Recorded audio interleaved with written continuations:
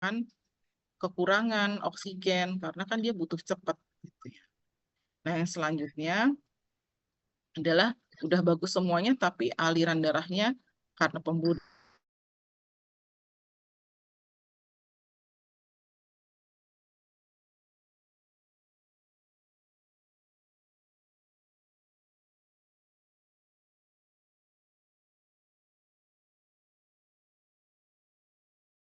tidak memompa dengan baik ya. Oh, ada lagi satu lagi ya.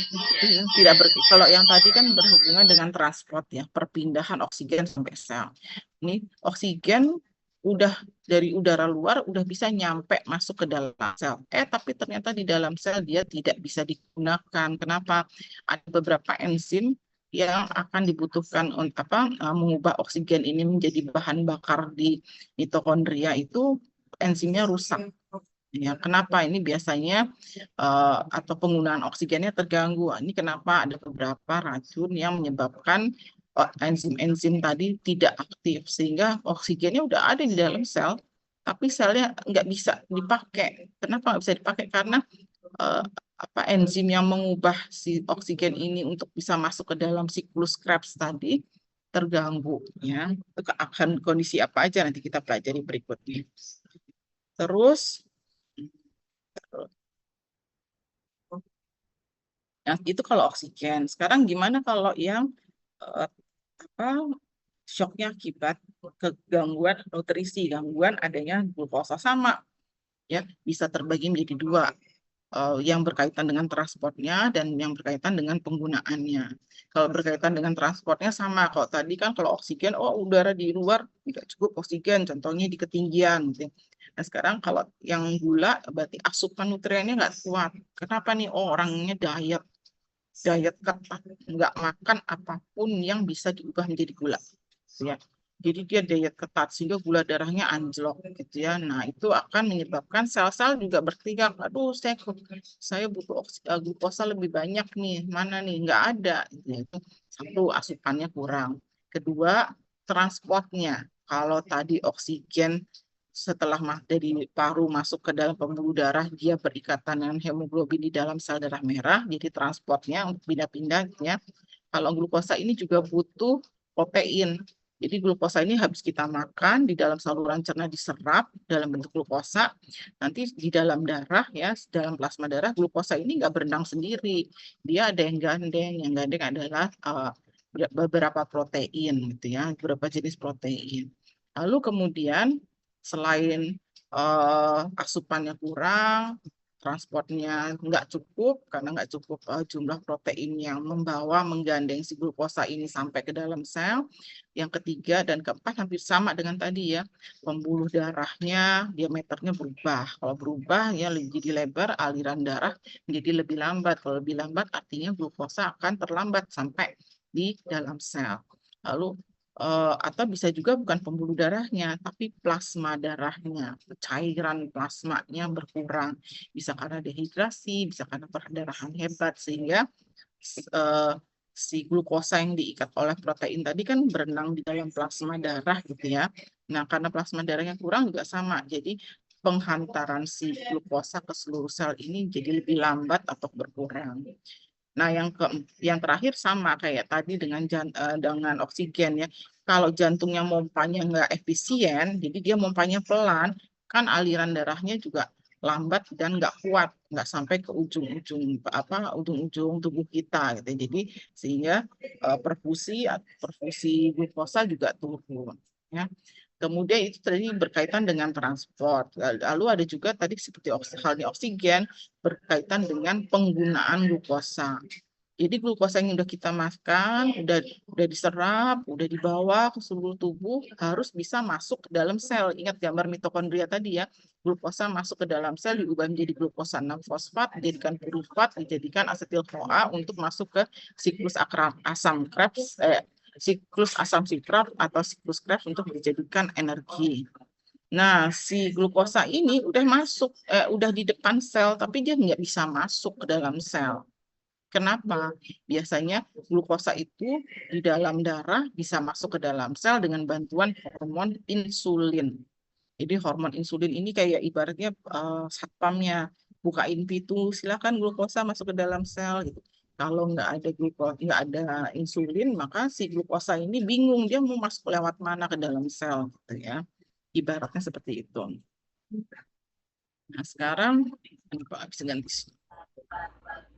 Nah, sekarang ini adalah kondisi-kondisi patofisiologinya. Kapan sih oh, oksigen itu nggak bisa masuk nggak kapan sih sel itu nggak bisa kekurangan oksigen ya seperti halnya tadi ya dibagi jadi dua berkaitan dengan transport atau berkaitan dengan penggunaan oksigen. Kalau ini kita lagi ngomongin oksigen lagi ya, jadi ada shock akibat tidak kuatnya atau tidak adekuatnya, tidak cukupnya atau tidak adekuatnya perfusi oksigen dari darah ke sel yang membutuhkan itu. Satu yang transport oksigen tidak kuat, misalnya contohnya ya di udara di luar tadi kekurangan oksigen ya, misalnya di ketinggian, misalnya naik Mount Everest, Gunung Everest sampai ke atas itu kadar oksigennya makin sedikit ya, sehingga apa namanya bahan utama oksigennya itu sedikit, mau napasnya cepat ya tapi oksigen yang dihirup juga cuma sedikit ya, itu bisa mengakibatkan shock sel-sel kekurangan perfusi oksigen. Lalu bisa juga karena saluran pernafasannya nih, organ pernafasannya, organ respirasinya terganggu, misalnya pada asma, eh, penyakit obstruktif kronik, lalu emfisema, lalu kalau yang terkenal kemarin ya waktu zaman COVID adalah pneumonia, ya radang paru bisa diakibatkan oleh parasit, virus dan bakteri. Ya. Nah, kalau di luar udaranya cukup, tapi yang organ pernafasan kita yang masukin dari luar ke dalam paru itu terganggu. Itu juga akan menyebabkan jumlah oksigen yang sampai ke sel berkurang. Yang berikutnya adalah hemoglobinnya nggak cukup, kadar hemoglobinnya rendah itu misalnya, jadi oksigen di luar udah cukup bagus, pernapasannya sehat, bisa masukin oksigen ke dalam paru, dari paru pindah ke darah, aliran darah gitu ya, tapi di situ dia harusnya oksigen tadi diikat oleh Hb, nah Hb-nya kurang, sel darah merahnya juga kurang, sehingga yang dibawa nih oleh Hb itu atau oleh sel darah merah itu oksigennya cuma sedikit, sehingga sel-sel kita juga akan berteriak kekurangan oksigen, karena misalnya sel yang butuh oksigen misalnya 1 triliun, tapi ternyata karena hemoglobinnya sedikit, yang bisa mampu oksigen yang mampu dibawa hanya 0,5 triliun. 0,5 triliunnya lagi sel-sel ini akan teriak seperti orang yang nggak dapat oksigen, kayak orang yang kalau orang itu cengap gitu ya, nggak dapat oksigen. Nah sekarang kapan sih kok bisa Hb-nya kurang? Bisa karena diet yang buruk ya, defisiensi vitamin B itu ya, lalu defisiensi defisiensi zat besi ya. Karena di dalam hemoglobin itu ada zat besi. Zat besi ini yang ngikat oksigen di dalam hemoglobin itu adalah zat besi. Jadi kalau kekurangan zat besi, kekurangan vitamin B itu akan menyebabkan jumlah hemoglobinnya berkurang. Kalau jumlah hemoglobin berkurang artinya hanya sedikit oksigen yang bisa dibawa dalam sel darah merah. Atau sel darah merahnya juga kurang. Kenapa? Sel darah merah kurang biasanya pada perdarahan yang kronis, perdarahan yang lama gitu ya. Misalnya menstruasi nggak berhenti-berhenti ya itu. Atau misalnya kalau perdarahan yang akut ya, misalnya pada kecelakaan darah keluar banyak, jadi sel darah merahnya banyak kebuang. Padahal sel darah merah tadi fungsinya adalah kendaraan tempat si oksigen ini duduk sampai nyampe di sel-sel yang membutuhkan dia. Ya. Nah, yang berikutnya apa sih menyebabkan shock kekurangan oksigen, yaitu dinding pembuluh darahnya tadi diameternya melebar secara tiba-tiba. Bisa karena sepsis, bisa karena alergi gitu ya, sehingga aliran darahnya jadi melambat. Gitu. Yang tadinya segini, misalnya segini nih berisi penuh dengan plasma, tiba-tiba dia melebar. Kalau melebar, darahnya jadi airnya cairan darah dibandingkan volume di dalam pembuluh darah berkurang ya, jadi dia mengalirnya menjadi lebih lambat. Kalau lebih lambat, sel-sel ini juga terlambat mendapatkan oksigen. Atau tadi sama ya, cairan darahnya banyak keluar sehingga makin sedikitlah sel-sel atau plasma darah yang bisa mengantarkan oksigen ke seluruh tubuh. Nah, yang berikutnya yang berkaitan dengan gangguan transfer oksigen adalah gagalnya fungsi jantung sebagai pompa. Biasanya misalnya pada beberapa orang dengan penyakit jantung koroner, penyakit katup jantung, itu jantungnya tidak bisa memompa dengan efisien. Sehingga sekali pompa itu bisa menyebar sampai ujung-ujung tubuh kita itu dapat oksigen semua. Lalu yang berikutnya selain transport, penyebab shock oksigen karena hipoperfusi oksigen itu juga karena penggunaan oksigennya terganggu ya. Kan kenapa? Jadi udara di luar bebas kaya akan oksigen, paru-paru bisa sistem saluran nafas kita bisa masukin sampai paru, sampai paru kemudian bisa pindah ke pembuluh darah. Dari pembuluh darah dia terdekat di dalam hemoglobin di dalam sel darah merah, lalu dipompa oleh jantung, dia terbang tenang gitu ya, ngikutin aliran darah sampai sel-sel yang membutuhkan. Tapi begitu dia sampai di sel, selnya nggak bisa pakai oksigen. Kenapa? Ada beberapa enzim yang inaktif, ya inaktif sehingga tidak bisa mengubah oksigen ini menjadi masuk ke dalam siklus asam sitrat. Ya. Nah, yang terkenal itu adalah racun, penyebabnya itu racun cyanida. Mungkin udah pernah kenal mungkin, atau zaman kalian baru lahir saya dulu ada kasus namanya kopi cyanida. Cyanida ini sampai sekarang masih menjadi kontroversi apakah benar si terpidana itu adalah pelakunya, karena nggak ada bukti-bukti yang mengarah ke sana. Tapi kematiannya, korban ini kematiannya diduga adalah keracunan cyanida. Nah, cyanida ini adalah suatu racun yang dia mencegah enzim-enzim yang tugasnya mencegah bekerjanya atau menginaktifkan enzim-enzim yang tugasnya memasukkan oksigen ke dalam siklus asam sitrat, sehingga nanti metabolismenya nggak ada oksigennya. Sudah saya bilang manusia itu metabolisnya aerobik, butuh oksigen. Tidak ada oksigen maka tidak akan terjadi metabolisme. Tidak terjadi metabolisme maka tidak akan terbentuk ATP. Tidak terbentuk ATP maka selnya mati. Ya. Tapi ini sangat cepat sekali ya, dalam jumlah sedikit, nggak ada rasanya karena saking sedikitnya ya, misalnya tercover sama makanan kalau dia dimasukkan ke dalam makanan atau minuman, tapi dia serentak terlinasi dalam tubuh kita ini bukan menolak, oksigennya nggak bisa diapa-apain, nggak ada gunanya ada oksigen. Tubuh ini nggak bisa menerima oksigen karena oksigennya harusnya diterima nanti dengan bantuan beberapa enzim. Nah, enzimnya ini inaktif. Gitu. Nah, konon kabarnya si cyanida ini adalah racun yang paling potensial. Jadi paling cepat menimbulkan kematian tanpa gejala. Gitu ya. Tapi ini bukan ide buat diri ya kan. Saya tahu sih kalian ada generasi Z yang katanya generasi strawberry, dikit-dikit drama, dikit-dikit pengen mati gitu ya. Pacar muji cewek lain atau pacar muji cowok lain, wah hidup ini kayak hidupku dengan penuh dengan penderitaan, aku lebih baik mati saja gitu kan ya. Kalau mati itu cyanida paling cepat tanpa sakit dalam jumlah sedikit, tapi ini bukan ide ya, nggak usah yang pacar selingkuh ya cari pacar baru aja, terusin aja gitu ya, as simple as that. Jadi jangan drama-drama sehingga harus ada cyanida yang berperan. Ya, jadi cyanida ini menghambat enzim ya yang menghentikan pernapasan di dalam sel atau penggunaan oksigen di dalam siklus asam sitrat atau siklus Krebs tadi, sehingga tidak terbentuk ATP maka selnya akan mati.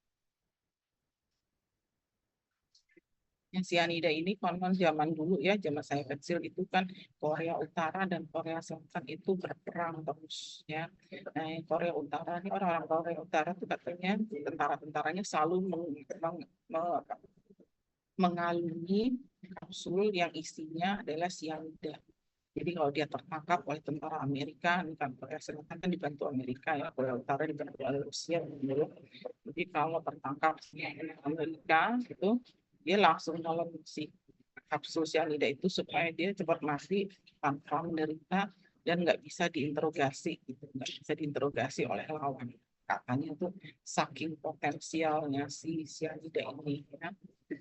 Racun cyanida itu adalah sebenarnya bahan alami ya, ada di singkong. Langsung besok nggak ada yang mau di singkong. Langsung tukang gorengan singkong sepi pembeli. Takut sama asam cyanida. Ya, tapi jangan khawatir. Cyanida yang alami itu dia cepat menghilang dengan air ya, dengan pengolahan singkong atau dengan kan nggak ada ya kalian yang makan singkong mentah-mentah katanya belum ada deh ya. Ya kalau makan mentah-mentah itu hati-hati. Jadi tapi rasanya nggak ada sih singkong mentah tuh nggak enak. Jadi singkong itu biasanya paling nggak kan dicuci, terus dibuang, itu udah hilang sama cyanida. Kalau diolah, direbus, dikukus itu udah hilang. Dan asam cyanidanya itu bukan dalam level yang mematikan. Kalau kamu makan singkong mentah satu poten, wah mati mati karena asam cyanida.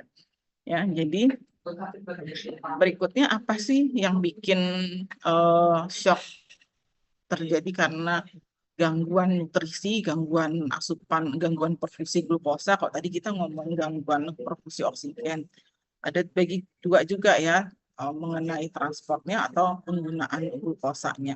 Kalau transportnya ya pertama asupannya nggak cukup ya, jadi diet saya kayaknya besok tahun depan mau mendaftar jadi Putri Indonesia atau menjadi Miss Universe gitu, saya harus kurus, saya nggak mau makan apapun yang bisa diubah menjadi glukosa. Nah, biasanya ini akan menyebabkan gula darah turun, hipo ya, hipoglikemia. Hipo itu kurang, glikemia itu gula dalam darah. Jadi gula dalam darahnya turun, mungkin sampai bawah 60 miligram per desiliter. Ya. Atau misalnya ketidaksengajaan, misalnya malnutrisi ya, terlalu miskin untuk beli makanan, atau kebodohan atau kekurangan pengetahuan tentang pengetahuan nutrisi pada anak gitu ya. Jadi asupan glukosanya dalam bentuk apapun itu dia kurang.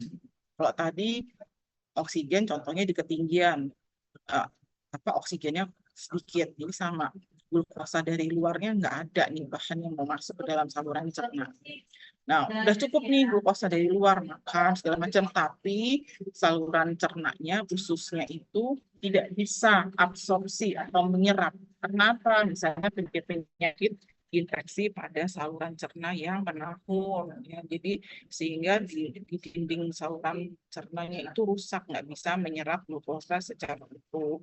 Jadi mungkin makannya 100 mg glukosa, tapi yang diserap hanya bisa diserap 50 mg glukosa. Sisanya terbuang lewat feses, gitu bisa ya. Atau glukosanya dari luar udah cukup nih, kan nutrisi yang mengandung glukosa. Lalu udah diserap lewat saluran cerna dengan baik karena dinding saluran cernanya bagus. Tapi begitu masuk ke dalam pembuluh darah, diserap masuk ke dalam pembuluh darah, ternyata di pembuluh darah itu si glukosa ini kan harus digandeng sama proteinnya. Nah, orangnya tuh kurang protein, saking miskinnya nggak pernah makan protein, gitu ya. Sehingga si glukosa ini nggak ada yang gandeng. Glukosa ini harus digandeng sama protein. Gitu. Biasanya pada orang-orang yang malnutrisi, kekurangan protein, juga bisa karena kemiskinan, bisa karena kekurangan pengetahuan tentang nutrisinya kurang. Yang selanjutnya adalah asupannya cukup, makannya cukup, penyerapannya bagus, absorpsi di saluran cerna bagus, terus protein yang menggandeng glukosa ini juga jumlahnya cukup. Tapi tadi seperti halnya oksigen tadi, pembuluh darahnya itu melebar, sehingga aliran darahnya yang membawa protein yang menggandeng glukosa tadi menjadi lambat, sehingga sel lambat mendapatkan glukosa. Atau si cairan darahnya plasma tadi sedikit, misalnya pada orang dehidrasi, orang yang perdarahan hebat gitu ya, orang mengalami luka bakar yang hebat, itu dia cairan di dalam plasma dan pembuluh darahnya plasmanya jumlahnya menurun, sehingga aliran darahnya akan melambat, sehingga protein yang menggandeng glukosa tadi mengalirnya lama nyampe ke sel. Kalau dia dehidrasi itu bisa muntah-muntah, berat, luka bakar, atau misalnya orang yang puasa berkepanjangan gitu ya. Nah, kemudian berikutnya adalah sama dengan yang oksigen tadi, misalnya glukosanya cukup, bisa masuk glukosa, makan cukup, absorpsi penyerapannya bagus, sampai di pembuluh darah protein yang mengganti glukosa ada, pembuluh darahnya bagus, cairan atau plasma darah cukup, jantungnya mengalami gangguan, dia nggak bisa pompa dengan bagus, sehingga alirannya juga melambat. Aliran melambat maka mengakibatkan sel-sel ini akan terlambat mendapatkan glukosa, sehingga terjadi gangguan produksi glukosa, sehingga akan terjadi shock. Nah, itu semua berkaitan dengan transport atau pindahnya glukosa dari luar sampai ke dalam sel. Ada juga semua di atas itu transportnya bagus, tapi begitu glukosa nyampe di depan sel, dia nggak bisa masuk ke dalam sel. Ingat, glukosa tadi bisa masuk ke dalam sel kalau ada hormon insulin. Ya, insulin ini ibaratnya satpam di pintu. Kalau ada glukosa datang di depan sel, dia yang bukain pintu, silahkan masuk. Kalau nggak ada satpam ya, pintu ini nggak terbuka. Jadi glukosa bisa masuk ke dalam sel, butuh hormon insulin. Ada beberapa orang yang kelenjar pankreasnya gagal menghasilkan hormon insulin yang cukup. Jadi insulin cuma dikit, sehingga glukosanya banyak di darah, tapi nggak bisa masuk ke dalam sel. Jadi selnya kekurangan glukosa, padahal di dalam tubuh darah banyak glukosa. Maka orang ini biasanya terjadi pada orang dengan penyakit diabetes mellitus. Ya. Jadi orang pada diabetes mellitus itu sel-selnya dia terjadi gangguan produksi glukosa, kekurangan glukosa. Mau bikin ATP nggak bisa, sedikit yang masuk, sehingga energi yang dihasilkan juga sedikit, maka orangnya juga akan lemah gitu ya. Lalu gula darahnya kalau dicek tinggi banget. Kenapa tinggi banget? Ya karena glukosa yang harus masuk ke dalam sel nggak bisa, jadi dia hanya beredar terus di dalam pembuluh darah. Nah, sekarang shock itu ya, gangguan perfusi baik glukosa maupun oksigen itu bisa ada beberapa tipe hemoragik. Hemoragik itu tipe yang diakibatkan karena perdarahan hebat, misalnya orang-orang dengan kecelakaan, lalu terjadi robekan di arteri-arteri besar, misalnya patah tulang paha, yang parah ya, patah tulang paha lalu tergoreslah oleh patahan tulang tadi, merobek arteri femoralis, arteri besar itu, sehingga perdarahan atau orang kecelakaan terlindaslah bagian perutnya dengan bebannya, nanti hepatnya atau limpanya, liannya itu pecah. Di situ kan isinya pembuluh darah semua ya, sehingga dia akan perdarahan hebat. Kalau orang perdarahan hebat, ingat tadi ya, salah satu media untuk media glukosa dan oksigen itu bisa mengalir sampai ke seluruh sel itu lewat darah ya. Kalau darahnya banyak keluar, maka media yang menghantarkan oksigen dan glukosa ke sel juga akan berkurang sehingga terjadi shock. Berikutnya adalah gangguan shock respirasi atau shock respiratorik. Shock respirasi ini artinya shock yang diakibatkan adanya gangguan pada pernapasan. Artinya ini pasti tipe shock yang gangguan distribusi oksigen. Jadi oksigen di luar nggak bisa ke dalam tubuh kita karena ada gangguan pernapasan. Tapi yang kemarin itu yang paling hits ya, tahun 2020 itu adalah pada pandemi COVID. Si virus COVID ini merusak jaringan paru, sehingga oksigen yang masuk dalam paru nggak bisa pindah ke pembuluh darah karena jaringan parunya dirusak oleh virus COVID ini, sehingga terjadi misalnya, makanya suka diperiksa saturasi kan harusnya 98-100% ya, saturasi oksigennya cuma 60%, cuma 70%, hingga mengakibatkan kematian pada sel-sel yang pada akhirnya mengakibatkan kematian pada pasiennya. gitu ya. Lalu kemudian ada shock neurogenik. Neuro itu saraf. Jadi shock yang diakibatkan karena saraf ya. Nah, bisa juga biasanya pembuluh darah itu saya bilang tadi pembuluh darah itu ada diameternya tertentu. Diameternya bisa berukuran bisa bertahan ukurannya itu karena adanya saraf-saraf yang mempersarafi dinding pembuluh darah. Nah, ini kalau ada gangguan persarafan pada dinding pembuluh darah ini pembuluh darahnya akan melebar kayak lumpuh gitu. Dia melebar sehingga tadi aliran darahnya lambat sehingga sel kelamaan atau terlambat mendapatkan asupan oksigen maupun glukosa. Ada lagi shock psikogenik. Psikogenik itu psikis pikiran orang stres. Biasanya akan timbul nanti beberapa hormon stres keluar. Kalau hormon stres keluar ini akan menyebabkan pembuluh darah ini juga dipengaruhi tadi oleh saraf ya, oleh saraf simpatis kita sebut pada orang yang stres psikogenik ini saraf simpatisnya akan aktif sehingga pembuluh darah nanti akan melebar. Ada lagi shock kardiogenik. Shock kardiogenik ini kardio itu jantung, artinya shock yang diakibatkan jantungnya tidak mampu memompa dengan efisien sehingga aliran darah ke seluruh sel itu nggak adekuat, nggak cukup atau lambat sehingga glukosa sama oksigen lambat juga nyampe ke dalam sel.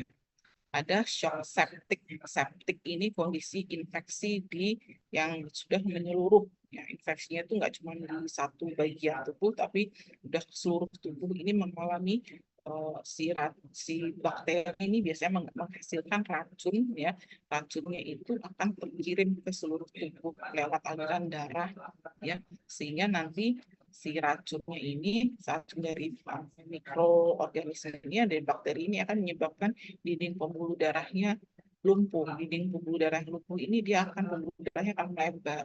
Kalau melebar, ingat tadi balik lagi ke cerita awal, aliran darahnya melambat, jadi pasokan oksigen dan glukosa ke sel juga lambat sehingga glukosa dan sel kekurangan produksi oksigen dan glukosa akan juga pembentukan ATP-nya berkurang, lama-lama juga kalau kurang dia akan mengakibatkan sel ini juga nanti kekurangan oksigen, kekurangan glukosa akan mengalami kematian juga.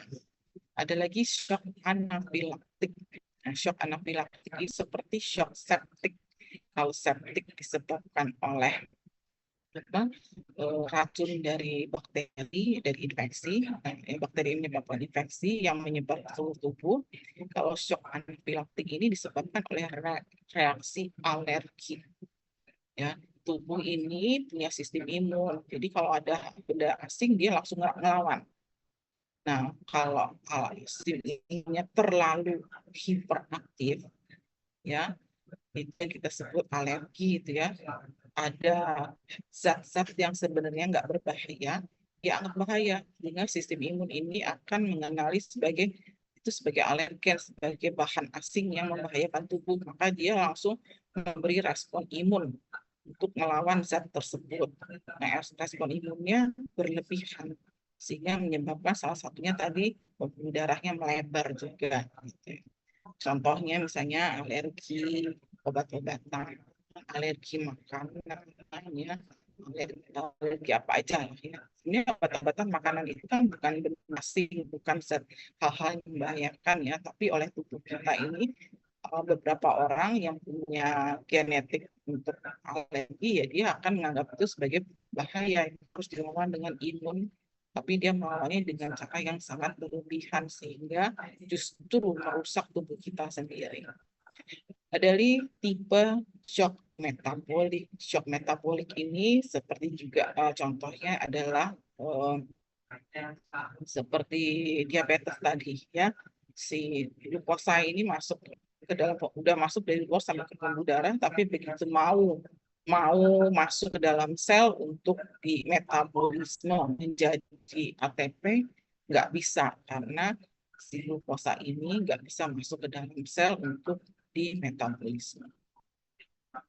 Kemudian klasifikasi shock itu tadi tipe-tipenya, dan tipe-tipe yang banyak itu bisa diklasifikasikan menjadi 3 jenis shock ya.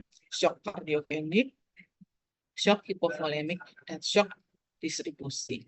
Shock kardiogenik tadi satu ya, tadi jantungnya tidak mampu memompa dengan efisien, sehingga alirannya melambat ya, sehingga sel-sel terlambat mendapatkan oksigen dan oksigen.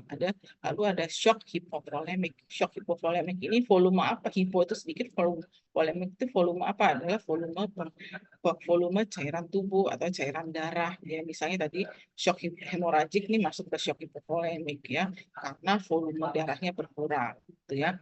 Ada lagi tadi shock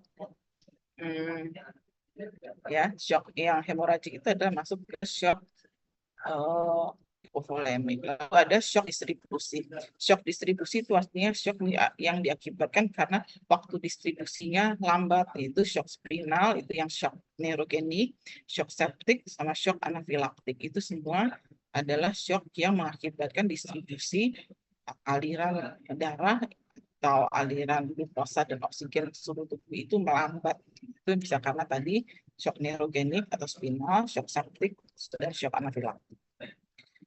Nah, kalau melihat bagian ini jangan pusing dulu. Ya, sebelum pusing kita lihat ya.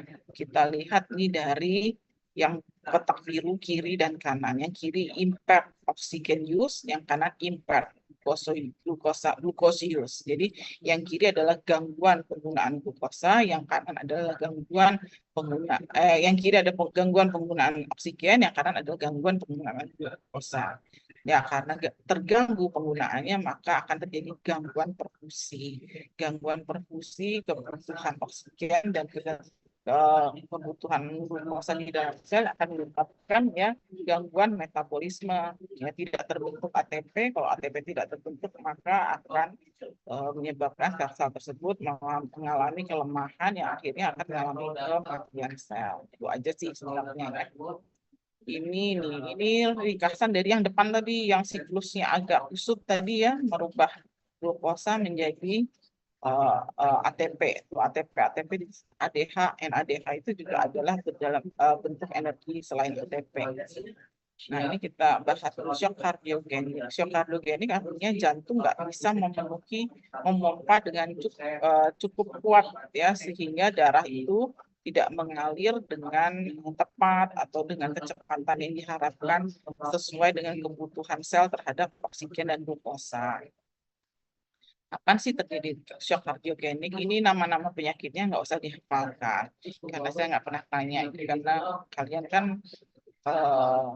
ini bukan mahasiswa kedokteran ya, tapi mahasiswa keperawatan atau kesehatan, sehingga penting nice to know bahwa ada beberapa penyakit yang menyebabkan jantung itu nggak bisa memompa dengan baik. Yang memompa itu kan tugasnya otot-otot jantung, berarti artinya kalau dia nggak memompa dengan baik pasti ada gangguan pada otot-otot jantungnya. Apa saja menyebabkan gangguan kontraksi otot jantung, yaitu AMI itu yang paling seringnya acute myocardial infarct atau kematian otot-otot jantung secara akut, atau kalau orang awam tuh serangan jantung, heart attack.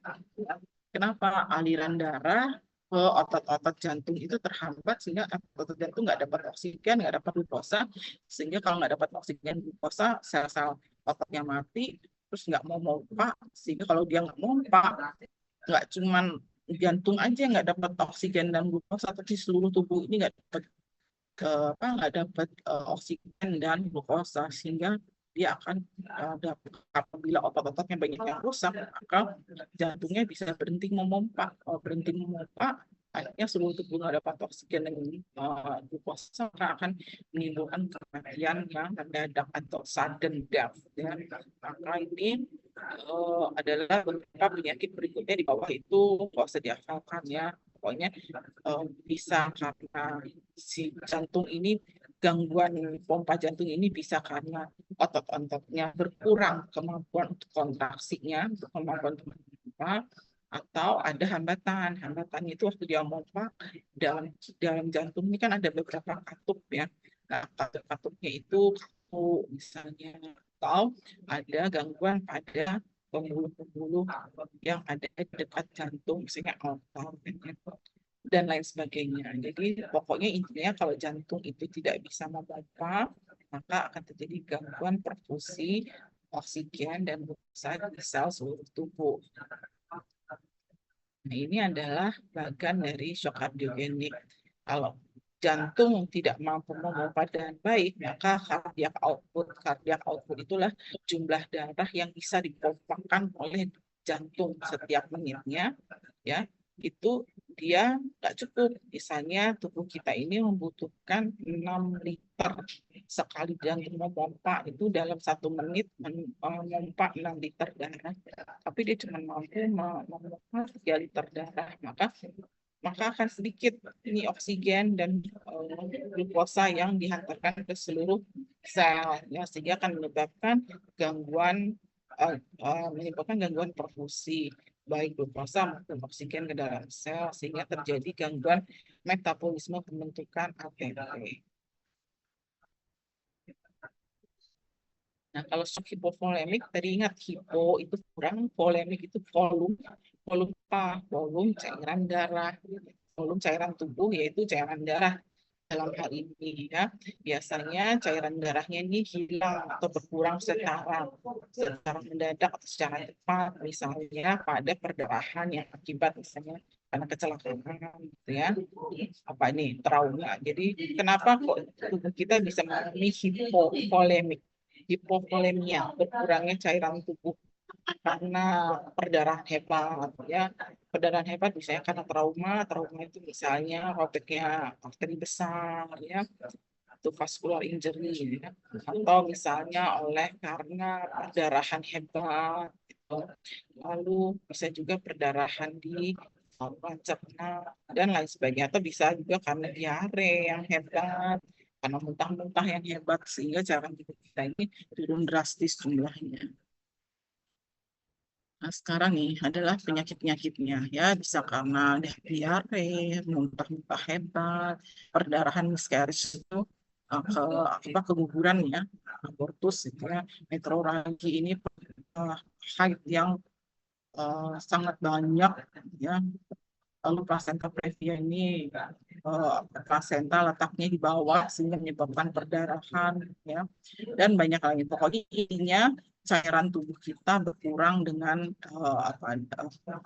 secara bermakna, ya, bisa karena dehidrasi, ya, berurusan dengan cairan tubuh, atau bisa perdarahan berurusan dengan cairan tubuh yang intravaskuler yang di dalam darah. Nah, ini sama, ya, seperti yang pompa jantung tadi, ya. Kalau cairan darah kita itu berkurang, maka yang dipompakan jantung itu darahnya juga cuma sedikit. Karena cuma sedikit, maka ingat tadi oksigen dan glukosa yang dibawa ke seluruh tubuh juga cuma sedikit, sehingga perfusi ke sel juga turun, sehingga akan terjadi gangguan metabolisme pembentukan ATP. Nah, ini adalah shock neurogenik. Neuro tadi saraf. Jadi yang gambar di kanan itu adalah saraf tulang belakang, yaitu di leher, ya. Lalu saraf ini tadi dia pembuluh darah ini mempersaraf bisa melebar, bisa mengecil, lebar itu karena adanya saraf, ya. Nah, sekarang kalau shock neurogenik ini, misalnya nih ada orang kecelakaan, makanya kalau kamu menemukan korban kecelakaan, jangan main digotong-gotong aja kayak di sinetron itu kan diangkut kepalanya kemana-mana, ya. Adalah cedera di tulang belakang. Kenapa cedera di tulang belakang? Mulai dari leher sampai lumbar itu dia isinya saraf doang di dalam tulang itu, ya. Jadi kalau kita memindahkan korban kecelakaan di tengah jalan itu sebaiknya dialasi dengan yang keras, bukan yang badannya meletot-meletot sana sini, melengkung digotong, satu gotong kaki, satu gotong tangan, kepalanya mengslet kemana-mana, gitu, ya. Nanti orang yang sebenarnya cederanya nggak berat akan jadi berat, malah mengakibatkan kematiannya. Jadi belajarlah cara mengevakuasi korban. Ya, nomor satu biasanya bukan evakuasi, tapi secure di area. Jadi tabrakan di tengah jalan, ya jangan sampai kelindes mobil yang lewat lah, di orang-orang disuruh minggir dulu. Jadi bukan kita buru-buru mindahin pasien, itu justru hal yang harus dipikirkan dengan hati-hati. Ya. Lalu apabila ada cedera pada tulang belakang yang mengenai medula spinalis atau saraf di dalam tulang belakang ini, dia banyak nih, kita lihat berikutnya nih, saraf dari tulang belakang itu kemana-mana, ada ke jantung, ada ke pembuluh darah, ada ke lambung, ada ke saluran cerna. Nah, yang bahaya kalau dia si saraf ini mempersarafi otot jantung, sehingga jantung yang tadinya mompanya bagus dia jadi melambat, atau dia ke pembuluh darah, sehingga di pembuluh darah yang harusnya diameternya sekian jadi lebar gitu ya. Itu yang kita sebut shock neurogenik. Kalau shock neurogenik ini biasanya juga ini adalah bagiannya ya, kalau ada saraf simpatis dan parasimpatis jadi tidak seimbang bekerjanya, sehingga masif vasodilatasi. Vaso itu pembuluh darah, dilatasi itu melebar. Pembuluh darahnya menjadi melebar di banyak tempat, sehingga aliran darahnya melambat. Aliran darah melambat, perfusi oksigen dan glukosa pada sel-sel juga akan turun, ya, sehingga terjadi gangguan metabolisme pembentukan ATP. Nah, ini shock anafilaktik. Kenapa gambarnya lebah seperti ini? Biar lucu? Enggak juga ya. Jadi shock anafilaktik tadi, ingat anafilaktik itu adalah proses hipersensitivitas atau proses imun yang berlebihan terhadap zat-zat yang sebenarnya tidak berbahaya pada tubuh, dia alergen. Ya.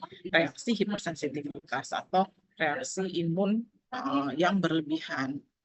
Nah, terhadap apa? Biasanya bisa terhadap obat-obatan, terhadap sengatan Hymenoptera, itu adalah tadi ya, lebah tadi ya. Lalu bisa terhadap jamur, bisa terhadap makanan seafood, telur, protein gitu ya. Nah, biasanya shock anafilaktik ini akan menyebabkan tadi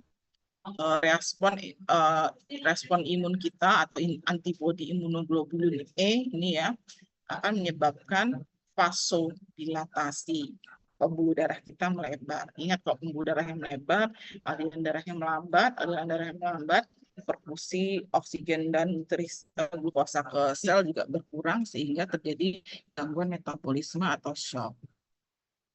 Ada lagi shock septic. Ingat, septic tadi adalah kondisi tubuh ini mengalami infeksi oleh bakteri, ya. Nah, infeksi bakteri ini, bakteri itu akan menghasilkan racun yang kita sebut endotoksin. Endotoksin ini kalau menyebar ke seluruh tubuh akan mengakibatkan pembuluh darah kita vasodilatasi.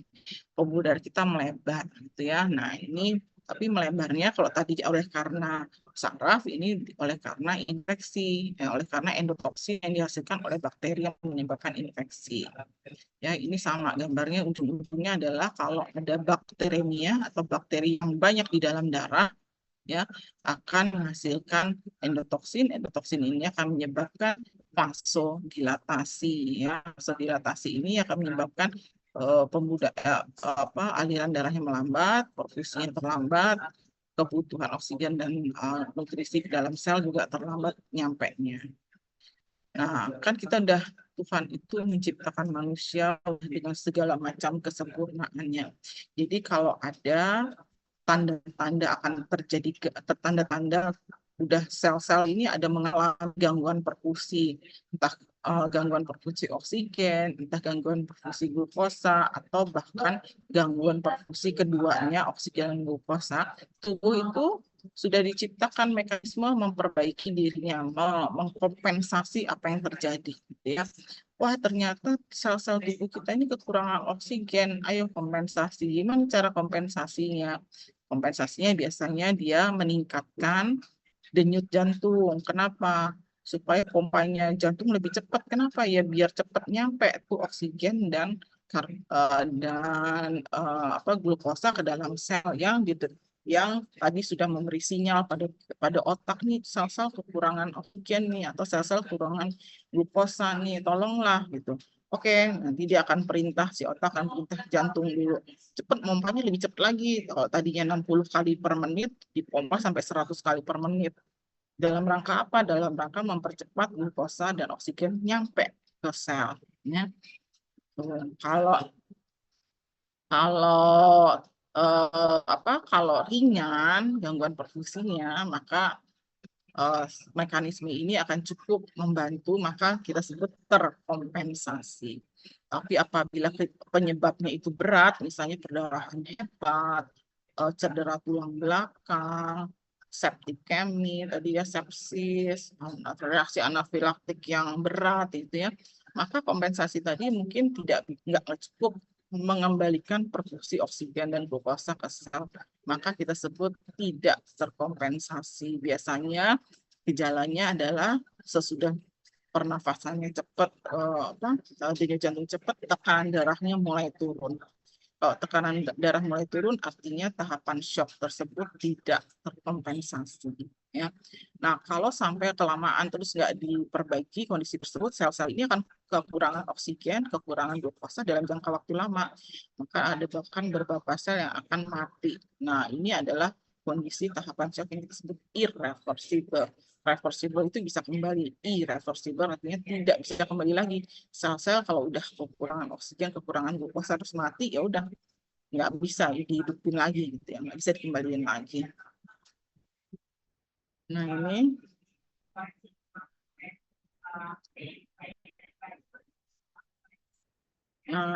faktor apa sih yang terjadi pada shock? Pada shock itu biasanya volume oksigen itu cuma lebih sedikit dibandingkan kebutuhan oksigen untuk metabolisme. Ya, tadi metabolisme di siklus Krebs tadi butuh oksigen, tapi oksigen di dalam darah itu jumlahnya terlalu sedikit. Maka tubuh ini mengkompensasi dengan laju respirasi dan laju denyut jantungnya dinaikin. Dalam rangka apa? Pernafasan jadi lebih cepat, dalam rangka masukin oksigen lebih banyak.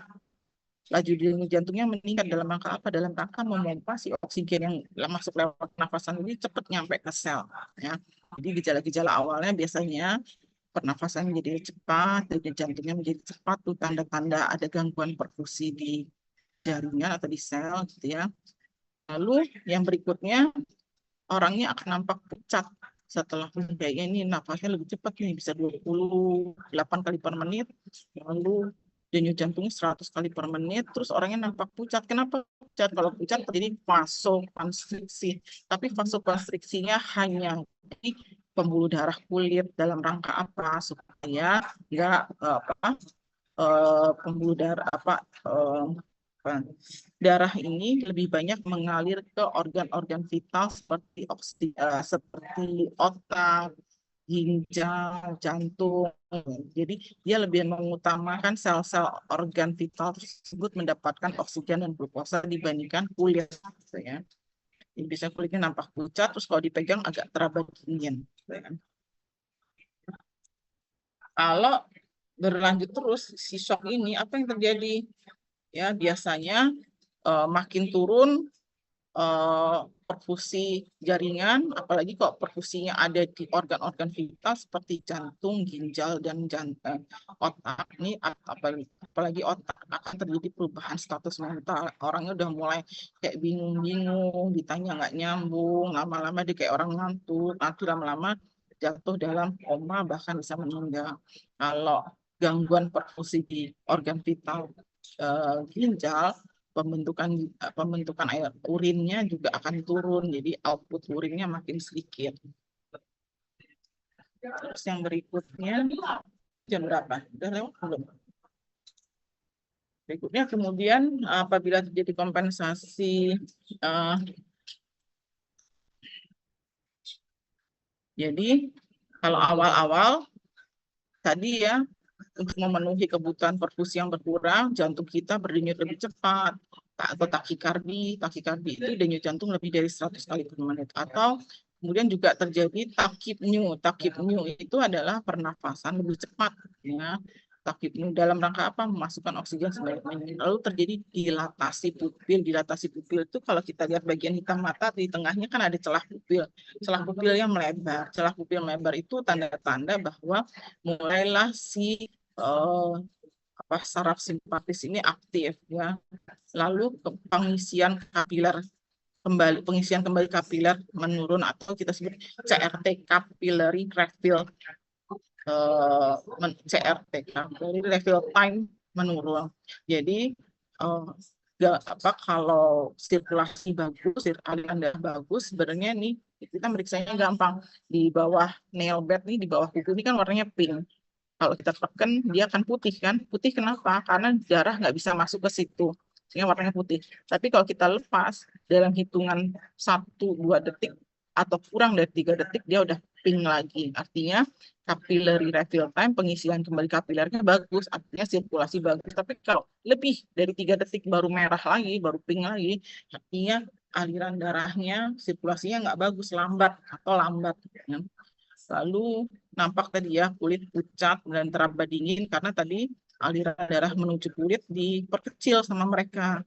Lebih banyak akan ke organ-organ vital yaitu jantung, otak, dan ginjal. Karena yang ketiga ini kalau sampai mati, sel-selnya kan mati juga orangnya ya, gangguan fungsi. Kalau cuma kulit mungkin nggak terlalu atau nggak vital lah, ya, nggak masuk organ vital. Nah sekarang kalau misalnya tubuh kita sudah berusaha mengkompensasi, tapi perdarahannya terus jadi, atau asupan oksigennya tipis ya di pegunungan, lalu atau orangnya nggak ada asupan makanan sama sekali, sehingga kondisi gangguan perfusi tadi itu terus berlangsung, nggak diperbaiki, tubuh nggak bisa lagi. Nah, jadi dia punya batas kemampuan untuk memperbaiki perfusi. Maka akan lama-lama akan terjadi hipotensi. Hipotensi ini tekanan darahnya turun ya. Sistolnya mungkin di bawah 90, diastolnya di bawah 60 ya. Jadi tekanan darah mungkin 50/60 ya. 60/50 gitu. Itu hipotensi. Lalu saturasi oksigen turun. Saturasi oksigen itu diukur pakai oximetri yang dijepitin di jari ya. Saturasi oksigen itu normalnya 98-100%. Nah, ini saturasi oksigen itu cuma misalnya 70, 80. Apa itu saturasi oksigen? Saturasi oksigen itu adalah jumlah oksigen yang diikat di dalam sel darah merah, diikat oleh hemoglobin di dalam sel darah merah. Kalau turun artinya hanya sedikit oksigen yang ada di dalam sel darah merah. Lalu bradikardia, bradi itu lambat, dia itu denyut jantung. Jadi bradikardia itu adalah denyut jantung kurang dari 60 kali per menit. Kalau tadi takikardia lebih dari 100 kali per menit. Kenapa yang tadinya cepat, ya kompensasi kan cepat, ayo mempat cepat supaya oksigen sama glukosa nyampe ke sel.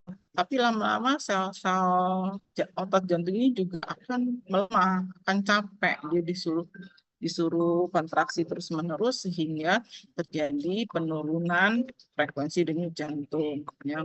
Nah, kemudian kalau berlanjut terus, tadi ingat yang nomor 1 terganggu biasanya selain jantung adalah otak. Otak ini kalau kekurangan oksigen dan glukosa, dia akan kelaparan, terjadi kerusakan sel-sel di otak sehingga menyebabkan hilang kesadaran, terpingsan, bahkan koma. Kemudian akhirnya kematian. Disritmia ini irama jantungnya nggak beraturannya, yang tadinya harusnya lep dep lep dep lep dep, ini bisa lebih lep dep lep dep diem lep dep lep dep lep diem gitu ya. Jadi nggak berirama. Kemudian ada shock kardiogenik. Shock kardiogenik tadi apa yang harus dilakukan kalau penyebab shocknya adalah jantungnya tidak mampu memompa dengan baik, ya dikasih oksigen tetap ya supaya ada tambahan oksigen. Jadi di dalam darah ini lebih banyak oksigen walaupun dipompa oleh jantung. Lalu dimonitor ya, lalu diberi obat-obatan, itu nitrat, morfin, ini semua adalah obat-obatan untuk supaya sel-sel kita ini cepat mendapatkan oksigen gitu ya. Tapi ini nggak usah dihafalin, ini nice to know aja. Kalau shock hipovolemik ya diatasi. Kalau dia tadi dehidrasi ya dikasih infus ya, mengganti cairan tubuh lewat infus. Lalu biasanya dikasih oksigen juga, posisinya total, dan dimonitor tanda-tanda vitalnya. Kalau dia misalnya muntah-muntah ya dikasih obat anti muntah. Kalau dia perdarahan ya dicari tempat perdarahan yang dihentikan perdarahannya. Kalau shock hipovolemik ini bisa dikasih cairan isotonik, bisa dikasih cairan koloid. Kalau karena perdarahan hebat tentu ditransfusi. Transfusi jenisnya ada yang whole blood, itu seluruhnya ya, mau ada sel ini sel itu masukin semua. Ada packed red blood cell, jadi hanya red blood cell aja, hanya transfusi sel darah merah aja, atau dikasih juga isotonic kristaloid, tapi nggak usah dihafalkan, ini nice to know aja. Kalau shocknya akibat neurogenik, biasanya kan neurogenik ini akibat traumanya, maka lakukan ABCDE. Airway, breathing, circulation, apalagi saya lupa D-nya apa ya, terus E-nya evaluation ya. Jadi dilihat jalan nafasnya, dilihat jalan nafasnya, diperhatikan pernafasannya, dilihat sirkulasinya gitu ya. Kalau apa intinya, kalau ini yang harus dimonitor terus ya, cari penyebab neurogeniknya apa. Shock anafilaktik tadi ingat karena alergi, reaksi hipersensitivitas, berarti sama ABCDE, lalu dikasih obat-obatan anti alergi, bisa mulai dari antihistamin atau bahkan sampai steroid. Ini nggak usah dihafalin juga, ini nice to know aja. Kalau untuk tata laksana bisa dihafalkan ya, hanya nice to know aja, kan nggak apa-apa ya nambah-nambah ilmu.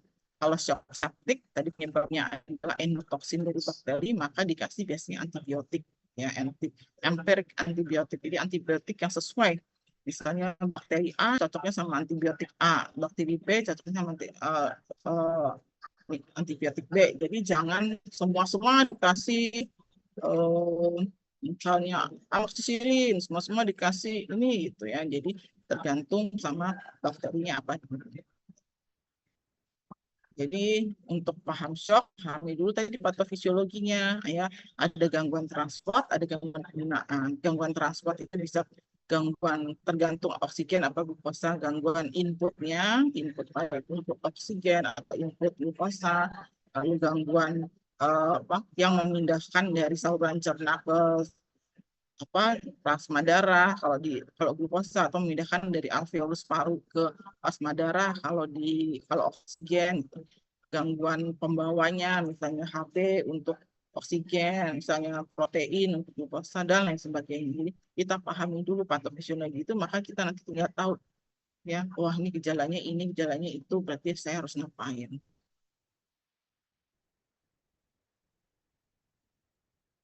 Adakah pertanyaan sampai di sini?